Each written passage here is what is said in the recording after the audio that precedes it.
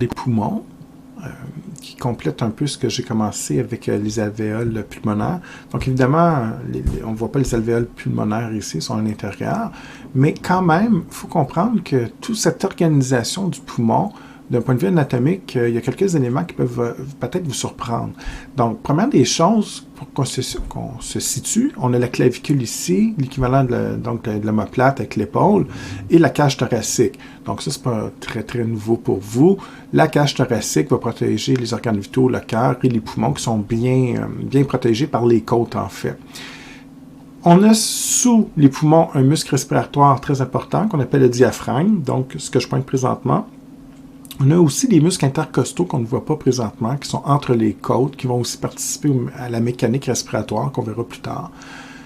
Par contre, ce qui peut vous surprendre, c'est l'apex du poumon. Donc, que ce soit le poumon gauche ou droit, il y a une extrémité du poumon qui dépasse la clavicule. Donc, on a toujours la fausse impression que les poumons sont très bas, mais en fait, la majeure partie des poumons est bien protégée par la cage thoracique, on le voit bien, mais l'apex n'est pas protégé par les côtes, et même on voit ici là, que l'extrémité du poumon, donc l'apex, dépasse la clavicule. Donc ça peut vous surprendre un petit peu. Il y a 3 sections dans le poumon droit, donc chaque section porte le nom de lobe, et du côté gauche, parce que le cœur, généralement, est situé du côté gauche la plupart des êtres humains, mis à part quelques exceptions, c'est la norme. Et donc, la présence du cœur qu'on devine ici va un peu comprimer le poumon, donc il est plus petit. Et le poumon gauche, du fait qu'il est plus petit, a un lobe de moins. Donc, il y a simplement 2 lobes. Ce qu'on peut voir ici, donc le cœur serait situé ici dans la cavité. C'est exactement ce que je viens de dire, sauf ici, c'est une vraie image. Donc, on reconnaît le poumon droit, poumon gauche, et le poumon gauche, comme je disais, est un peu plus petit que le droit. On remarque ici le cœur qui vient un peu s'encaver dans le poumon gauche. On appelle ça l'empreinte cardiaque. L'empreinte cardiaque, c'est simplement comme une espèce d'encavure, de cavité qu'on a sculptée dans le poumon gauche pour laisser de la place au cœur. Donc, vous remarquez que la forme ici du poumon gauche épouse très bien la forme du cœur un peu triangulaire comme ça, pour justement permettre au cœur de s'enchasser, si vous voulez, vers l'intérieur du poumon comme ça. Donc, c'est pour ça qu'il y a juste 2 lobes en fait. Un terme qu'on a déjà vu dans le système urinaire, c'est donc un petit rappel, IL, H-I-L-E, ça veut tout simplement dire un trou, une ouverture. Donc, dans ce cas-ci, ce qu'on voit, on a l'IL ici, un trou qui permet le passage des vaisseaux sanguins, donc des veines, des artères, et également de la bronche principale qui pourra passer par l'IL et ensuite se subdiviser dans les différentes sections qu'on a déjà vues, donc bronche lobaire, segmentaire, etc. Fait intéressant au niveau des poumons, ils ont une capacité indépendante. Chaque section du poumon a une capacité indépendante et je vais vous expliquer ça dans quelques secondes. Donc, quand vous entendez le terme segment bronchopulmonaire, ça veut simplement dire que chaque poumon, que ce soit le poumon droit ou gauche, a des régions prédéterminées qu'on appelle un segment. Donc, vous allez peut-être faire un lien avec l'arbre bronchique présenté dans les dernières capsules, ainsi que les termes pour identifier les différentes bronches. Donc, exemple, si je prends le poumon droit, il y a 3 lobes. Ce que je pointe présentement, la grande région ici, subdivisée en une partie bleue, vert et vert pâle, mais toute cette région-là, qui inclut les 3 sections de couleurs différentes, c'est un lobe. J'en ai un deuxième ici et un troisième, et du côté gauche, j'ai seulement 2 lobes. Quand je vous parlais de bronche principale qui se subdivise en bronche lobaire, ça veut dire que la bronche lobaire, du côté droit, il y en a 3. Il y a une bronche lobaire qui vient alimenter le lobe ici, une deuxième pour le lobe ici et une troisième pour l'autre section. Maintenant, du côté gauche, il y a juste 2 bronches lobaires pour le premier lobe et le deuxième lobe. Ceux qui se souviennent bien, les bronches lobaires se subdivisent en bronches segmentaires. Donc, chaque branche segmentaire va alimenter une sous-section du lobe qu'on appelle un segment. Exemple ici, on parle d'un segment qui est en bleu, mettons. Donc, une branche segmentaire qui va alimenter en air toute cette région-là, mais de façon indépendante de l'autre segment. Donc, dans le lobe ici, j'ai 3 branches segmentaires. Effectivement, chaque branche segmentaire pourra se subdiviser éventuellement jusqu'au niveau des bronchioles pour alimenter l'ensemble des cellules. Mais ce que je suis en train de vous dire, c'est que la branche segmentaire qui s'occupe de la région en bleu est incapable de faire une branche puis de se connecter sur la section en vert. Donc, c'est complètement indépendant. Et chaque région de couleur démontre un segment différent. Donc, vous pouvez imaginer dans votre tête qu'il y a une branche segmentaire qui alimente chaque région comme ça, chaque segment de façon indépendante. L'implication médicale de ça, c'est très clair, ça nous donne un avantage thérapeutique. Exemple, un patient qui a un cancer du poumon, et on se rend compte, exemple, que dans le segment ici, il y a plusieurs cellules cancéreuses, très agressives. Avant de les laisser se propager dans les autres segments, ce qu'on peut faire, on vient carrément enlever, on opère, on enlève ce segment-là, et c'est évident que les capacités respiratoires du patient pourront être diminuées, mais le fait d'enlever ce segment-là, et on enlève la branche segmentaire rattachée, ça n'empêche pas les autres segments de fonctionner. C'est ça un segment bronchopulmonaire, c'est que chaque unité est indépendante et autonome. Donc la segmentaire qui alimente ici continue de faire le travail, l'autre segmentaire fait le travail de façon indépendante ici. Ça me permet d'enlever une région qui ne fonctionne pas, qui est touchée, qui est gravement atteinte, sans affecter les autres régions. Ce qui nous permet donc de limiter la propagation d'une maladie, exemple le cancer, tout en conservant une capacité respiratoire chez le patient. Évidemment, ce n'est pas vrai, mais si la branche segmentaire de cette région-là alimentait les 3 autres secteurs, bien évidemment, si j'enlève la branche segmentaire, je vais affecter les 3 autres segments. Alors, c'est l'avantage d'avoir une seule branche comme ça qui alimente une région indépendante. En termes de circulation sanguine, vous avez étudié de façon assez importante la circulation pulmonaire, que je montrerai comme rappel sur la prochaine diapo. Donc, la circulation pulmonaire, c'est en fait la circulation sanguine qui va permettre soit de se débarrasser du CO2 ou soit d'aller chercher de l'oxygène. Donc, on avait déjà fait le trajet avec la veine cave, les veines pulmonaires, on va réviser ça tantôt. Mais le problème avec ça, c'est que je ne vous ai jamais expliqué comment on peut nourrir les cellules, exemple, au niveau des bronches. Parce qu'évidemment, le sang qui circule à ce niveau-ci ne va pas alimenter les bronchioles, les bronches segmentaires et tout ça. Donc, ça me prend un autre réseau vasculaire, un autre circuit en parallèle qui est complètement indépendant, qui me permet d'amener oxygène, glucose, nutriments pour nourrir les cellules, exemple des bronches. Pour leur permettre de survivre, de produire leur ATP, leur énergie donc. En même temps, ces cellules bronchiques vont produire des déchets sous forme de CO2. Faudra donc récupérer ces déchets-là.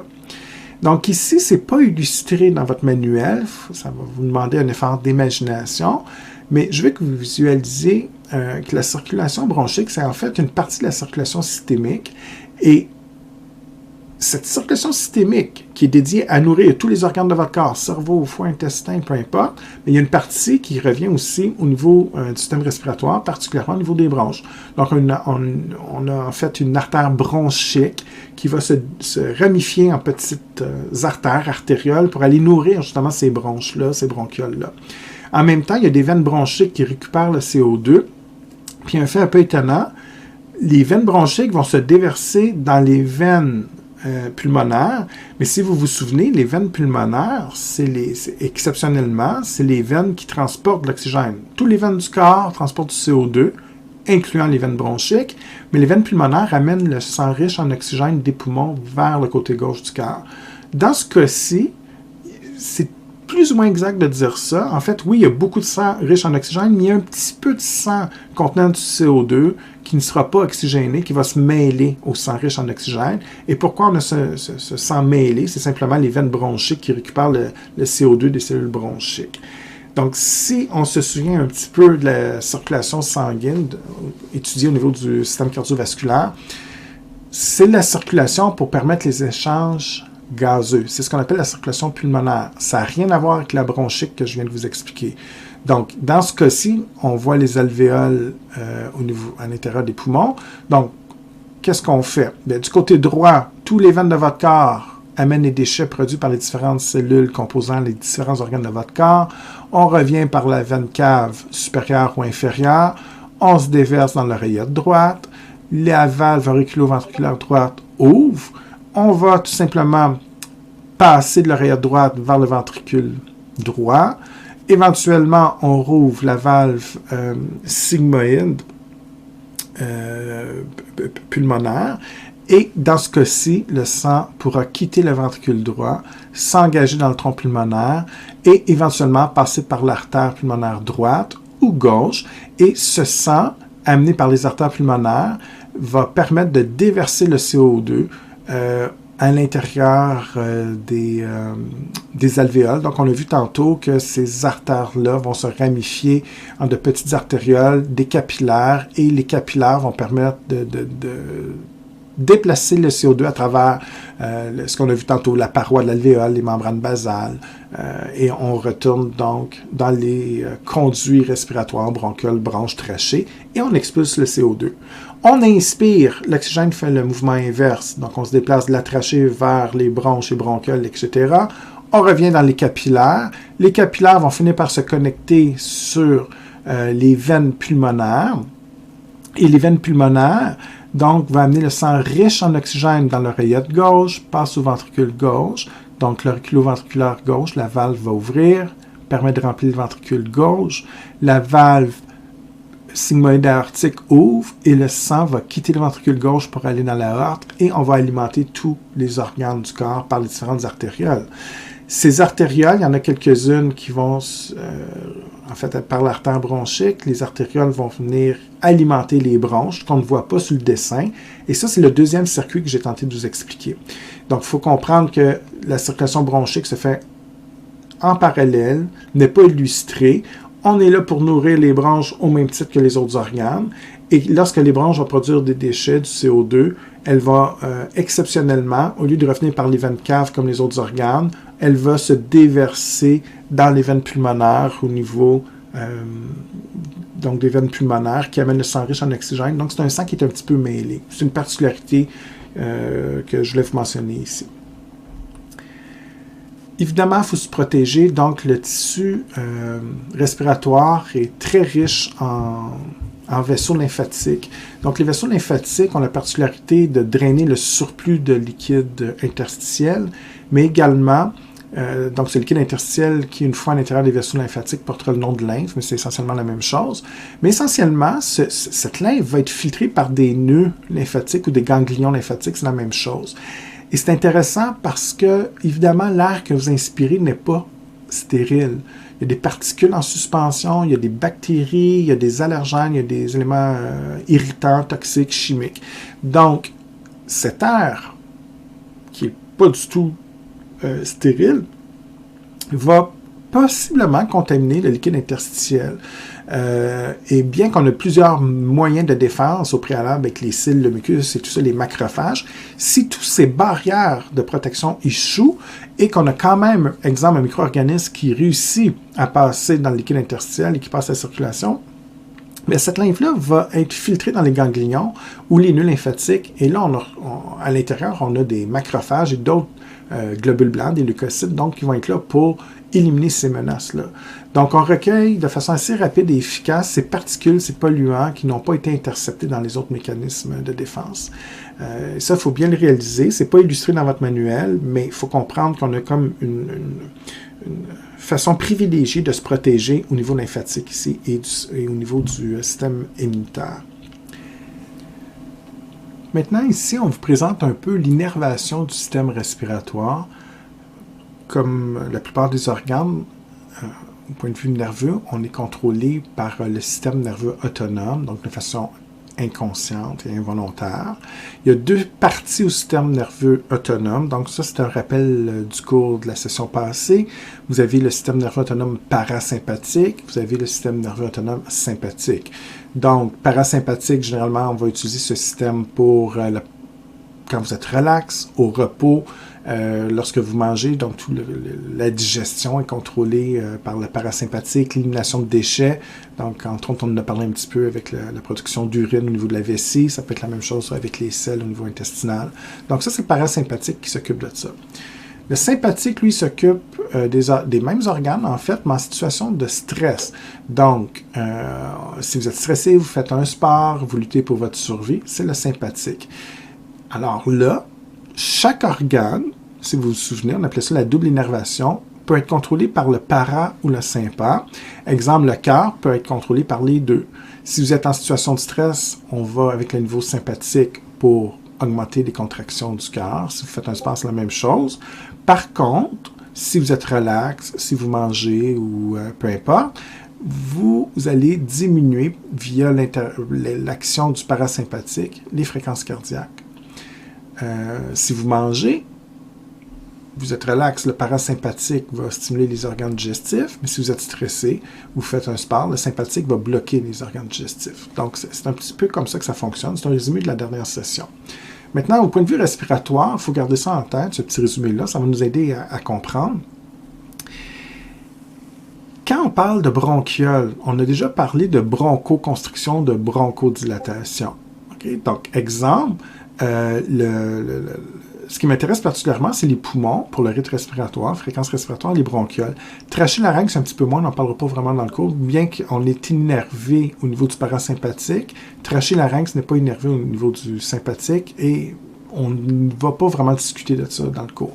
Ce qui nous intéresse, surtout en soins infirmiers, c'est ces deux éléments-là. Donc, dans ce cas-ci, si vous êtes en situation de stress ou de sport, bien évidemment, on veut un maximum d'oxygène pour stimuler votre cerveau, prendre les bonnes décisions. Si vous êtes, par exemple, en examen, ou encore si vous faites un sport, bien, ça me prend un maximum d'oxygène au niveau du sympathique, au niveau des muscles, pardon. Donc, le sympathique, ce qu'il va faire, il va venir stimuler la contraction des muscles impliqués dans la respiration pour augmenter la fréquence respiratoire. C'est la fonction du système sympathique, exemple en situation de stress. Je veux un maximum d'oxygène. Donc, question, est-ce qu'on va ouvrir les bronches ou on va les fermer? Mais évidemment, on va les ouvrir avec une bronchodilatation. Ça va me permettre d'avoir un plus grand espace, un plus grand diamètre. Donc, je maximise la quantité d'air inspiré, ce qui va amener un apport accru d'oxygène au niveau des voies respiratoires. Et si je respire plus vite, ben, je peux aller chercher un maximum d'oxygène également. Ça explique pourquoi vous êtes essoufflé, entre autres, pendant un sport intense. Il faut garder en tête qu'également, la fréquence respiratoire augmente pour augmenter aussi l'élimination de CO2, bien sûr. Maintenant, si vous êtes en une situation relaxe, vous êtes endormi, vous écoutez de la musique douce ou peu importe, là, c'est le parasympathique qui va l'emporter. Et dans ce cas-ci, vos besoins en termes d'oxygène sont plus faibles. Donc, en étant plus faible, évidemment, vous avez moins besoin d'oxygène. Donc, le parasympathique va avoir l'effet inverse. On va relaxer les muscles impliqués dans la respiration, ce qui va contribuer à diminuer la fréquence respiratoire. Avec une fréquence respiratoire plus faible, évidemment, il y a moins d'oxygène qui va circuler. Nos besoins sont minimes. Et c'est le système parasympathique aussi, donc le SNA parasympathique qui favorise une bronchoconstriction. Et ça, c'est tout simplement l'idée de fermer le diamètre des bronchioles. Et si les bronchioles sont plus petites, le diamètre de la lumière est plus petite, donc j'ai moins d'oxygène et moins d'oxygène qui circule, donc moins d'air, pardon, qui circule, donc moins d'oxygène qui arrive. Et c'est correct parce que si vous dormez, vos besoins métaboliques sont beaucoup plus faibles. Si vous êtes relax également, c'est pas comme faire un sport intense, évidemment. Donc ça, c'est dans les situations normales. On ne parle pas de pathologie ici.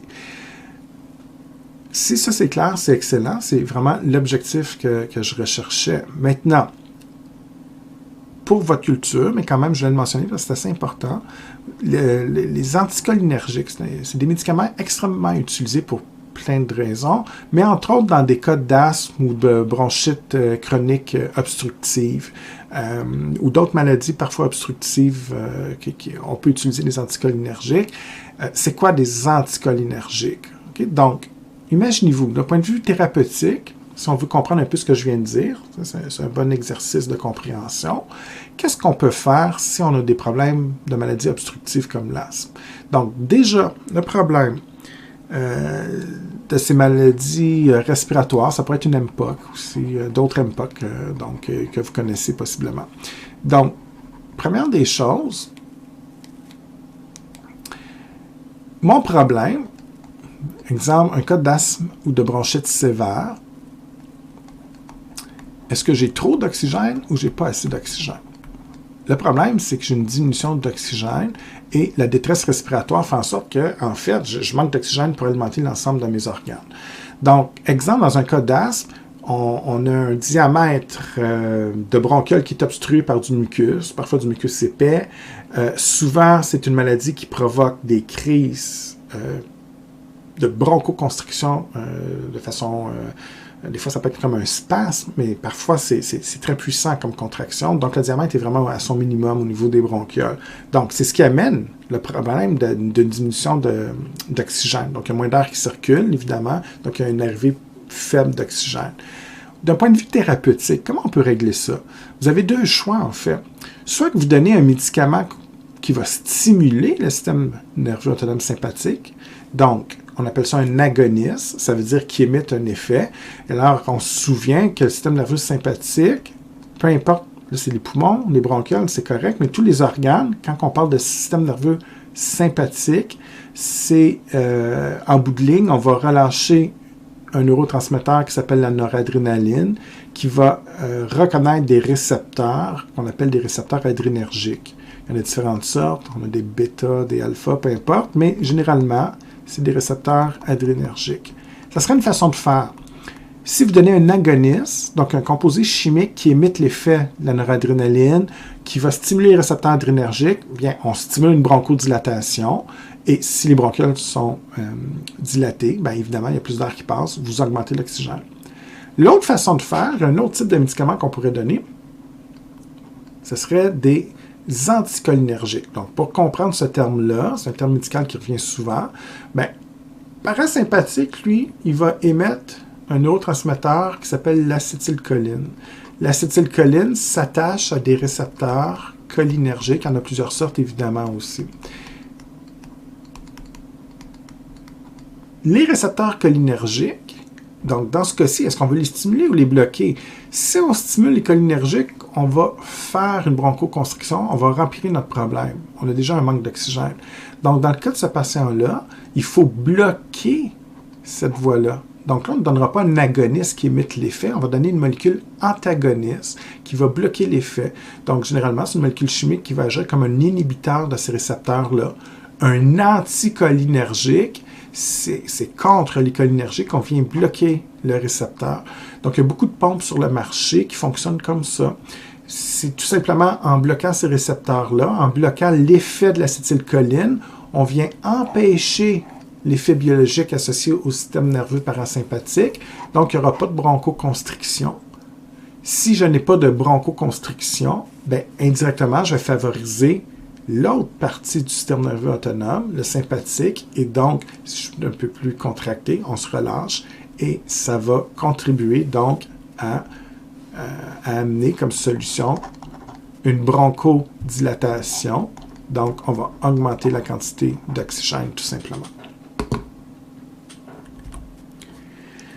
Dernier élément de la capsule, la plèvre. Donc, la plèvre, un peu comme le péricarde qui était une couche externe au niveau du cœur, c'était une séreuse. Hein? On avait déjà vu la composition de la séreuse au niveau du cœur.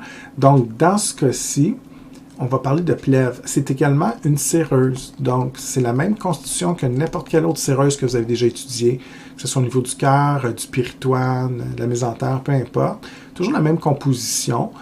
Simplement que quand vous voyez le terme plèvre, c'est une séreuse qui est à la surface des poumons. Donc, vous pouvez imaginer ça un peu comme un gros sac qui enferme chaque poumon, un sac protecteur. Donc, c'est une membrane protectrice. C'est la membrane la plus externe au niveau des poumons.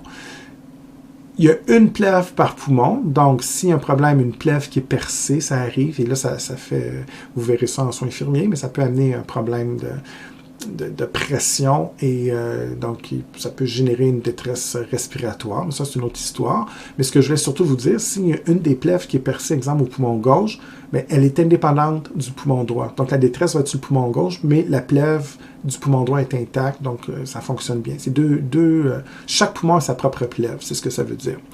Et comme n'importe quelle séreuse, c'est toujours la même organisation. Donc, on vous dit qu'un feuillet cellulaire viscéral et pariétal. Donc, la plèvre, comme c'est une séreuse, elle fait exactement la même chose que n'importe quelle plèvre. Okay? Donc, c'est vraiment la même organisation. Donc, cette séreuse-ci, il y a un feuillet pariétal, qui est le feuillet le plus externe. Pour qu'on se situe, ce que je pointe présentement, donc, ça serait la cage thoracique. Okay? Donc, les parois thoraciques, le feuillet pariétal va être collé sur la paroi thoracique ici. J'ai un espace entre les deux avec un liquide séreux, qui a un nom particulier dans ce cas-ci, on verra tantôt. Et j'ai le feuillet viscéral. Donc, dans ce cas-ci, feuillet viscéral, qui est la couche la plus interne de la plèvre. Donc, pour qu'on se situe, ici, j'ai la paroi du poumon. Donc, la couche viscérale, viscère veut dire organe, c'est toujours la partie de la séreuse, donc dans ce cas-ci de la plèvre, qui est la plus près de l'organe. Entre les deux, j'ai un liquide, on appelle ça le liquide pleural, et l'espace entre les deux, on parle d'une cavité pleurale, tout simplement.